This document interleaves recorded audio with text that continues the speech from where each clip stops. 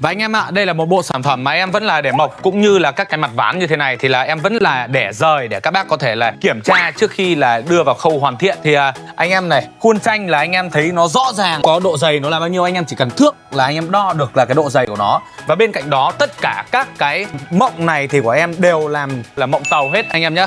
Đấy, thì là để cho anh em có thể là hiểu được cái giá trị cũng như là anh em hiểu hơn về cái bộ sản phẩm trước khi anh em sử dụng.